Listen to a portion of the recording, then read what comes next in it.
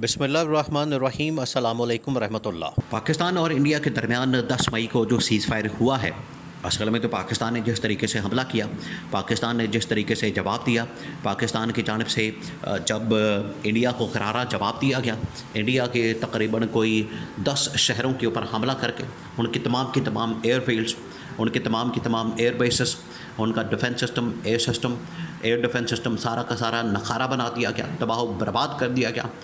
तब जो है इंडिया को होश आया और इंडिया के ऊपर प्रेशर पड़ा। इंडिया फिर माफ़िया मांगने लगा, मिन्नतें करने लगा। आज डोनाल्ड ट्रंप की जानिब से इसका इंकशाफ किया गया है कि अगर मैं पाकिस्तान इंडिया के दरमियान ये सुलह सफाई ना करवाता, ये इनके दरमियान सीज़ फायर ना करवाता, तो इनके दरमियान एटमी जंग शुरू हो जाती। इतना बड़ा इंकशाफ किया गया है आज डोनाल्ड ट्रंप की जानिब से। तो हफ्ते वाले दिन 10 मई को जब पाकिस्तान ने हमला कर दिया, पाकिस्तान ने जवाब दे दिया और बुनियानुन मरसूस के नाम से एक बड़ा ऑपरेशन लॉन्च किया।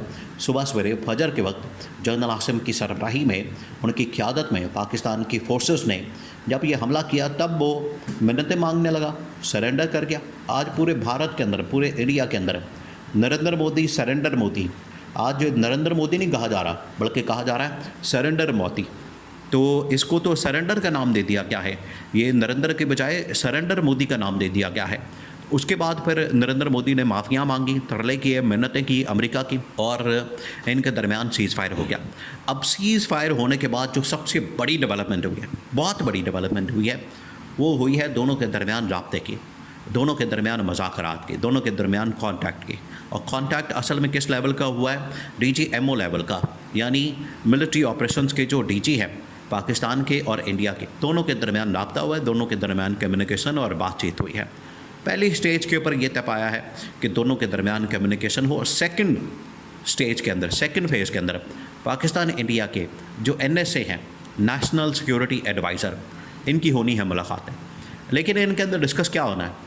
ये जो पहली मुलाकात हुई, पहला रब्ता हुआ, पहली जो इनके दरमियान कम्युनिकेशन हुई, इसके अंदर कौन से पॉइंट्स थे और आगे क्या होने हैं? देखिए, अब आप इमेजिन करें कि इंडिया इस वक्त मुकम्मल तौर पर सरेंडर कर चुका है, इंडिया हार चुका है, इंडियन मीडिया के अंदर मातम है, इंडियन मीडिया की जो इस वक्त जितनी नैरेटिव, उनका बयानिया, वो सारा का सारा फारग हो चुका है।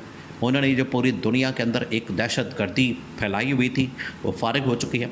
इंडिया, उनकी अपनी आवाम इंडियन मीडिया के ऊपर चढ़ दौड़ी है और नरेंद्र मोदी से पहले तो नरेंद्र मोदी को सरेंडर मोदी कहना शुरू कर दिया, फिर उससे इस्तीफ़ा डिमांड किया जा रहा है, इस्तीफ़ा डिमांड किया जा रहा है। अब उनके अपनी फोर्सेस के लोग जो हैं वो इस वक्त ये कह रहे हैं कि ये जो हालात बन चुके हैं, उसके बाद तो नरेंद्र मोदी को घर जाना चाहिए, उसके बाद तो नरेंद्र मोदी को इस्तीफ़ा देना चाहिए। और इसी किस्म की फरमाइश और डिमांड वैसे पाकिस्तान की आवाम के अंदर भी मौजूद है। वो चाहते हैं कि शहबाज शरीफ को घर भेज दिया जाए। शहबाज शरीफ इस पूरी क्राइसिस सिचुएशन में, इस पूरे सिनेरियो के अंदर, इस पूरी सूरत हाल के अंदर शहबाज शरीफ कहीं नज़र नहीं आया।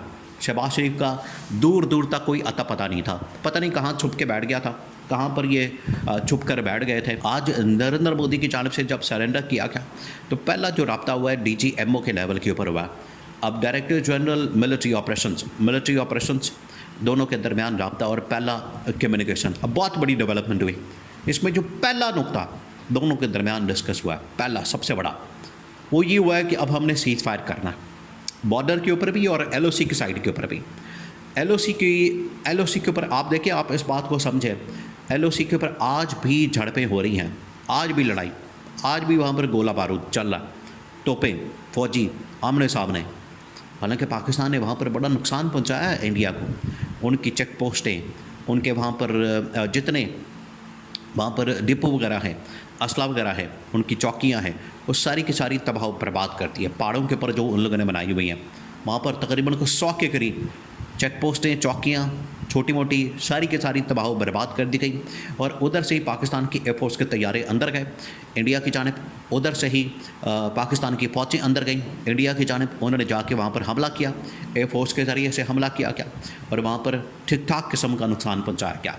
तो पहला ये फ़ैसला किया गया और ये DGMO ने बाकायदा तौर पर इंडिया के रिक्वेस्ट की। ये बहुत बड़ी बात है, ये पाकिस्तान की एक बहुत बड़ी कामयाबी है, फ़तह, ये पाकिस्तान ने कामयाबी हासिल की।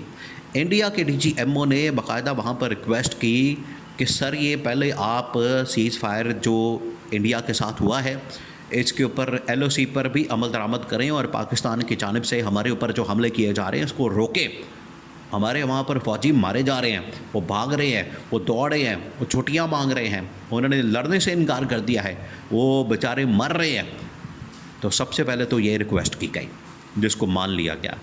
पाकिस्तान ने शर्त रखी, पाकिस्तान की जानिब से कंडीशन रखी गई कि अगर हमारी जानिब से अब पाकिस्तान के ऊपर ड्रोन भेजा गया, हमला किया गया, LOC के साइड से कोई यहाँ पर ऐसी हरकत की गई, कोई छेड़छाड़ की गई, तो फिर इसका भरपूर जवाब दिया जाएगा। ये पाकिस्तान ने इंडिया को वाज़ेह कर दिया। उसके बाद अब ये तय पाया है कि बाकी मामलात के ऊपर, जिसमें संतास माहिदा, पानी के मामलात, डिप्लोमेटिक रिलेशंस, ये तमाम चीज़ें, इसके ऊपर अब बातचीत होगी।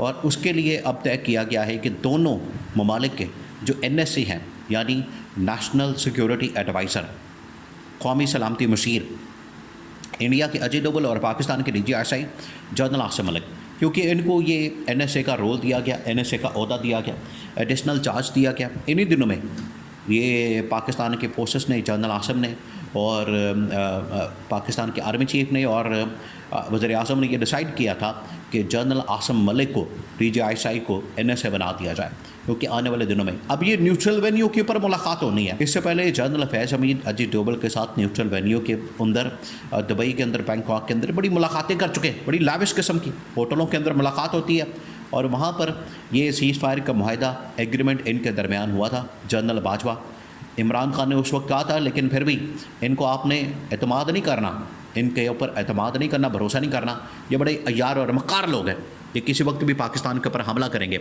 आज भी ये DGSI की मुलाकात होने जा रही, हो सकता है कि इस हफ्ते मुलाकात हो जाए, दोनों की दुबई के अंदर या बैंकॉक के अंदर मुलाकात हो जाए, और हो सकता है कि स्विट्ज़रलैंड के अंदर मुलाकात हो जाए, वो किसी भी जगह पर मुलाकात हो सकती है और दोनों के दरमियान बातचीत, मामलात तय पा सकते हैं और चीज़ें आगे बढ़ सकती हैं। अगर तो यहाँ से इंडिया की जानिब से अब चीज़ें कंट्रोल की जाती हैं, रोक दी जाती हैं, आगे कोई हमला नहीं किया जाता, छेड़छाड़ नहीं की जाती, तो फिर तो ठीक है। लेकिन अगर फिर भी कोई हमला किया गया, छेड़छाड़ की गई, पाकिस्तान के ऊपर अटैक करने की कोशिश की गई, फिर पाकिस्तान नहीं छोड़ेगा, फिर पाकिस्तान नहीं बख्शेगा, फिर जवाब आएगा, फिर ऐसा जवाब आएगा। अभी ये जो जवाब दिया गया है, इंडिया अब नस्लों तक याद रखेगा। और 10 मई को यौम मार का ऐलान किया गया है, यौम मार का हक़, कि ये 10 मई को हर साल मनाया जाएगा। तो अब ये नरेंद्र मोदी के लिए बहुत बड़ी एक इम्तिहान और बहुत बड़ा एक टेस्ट है।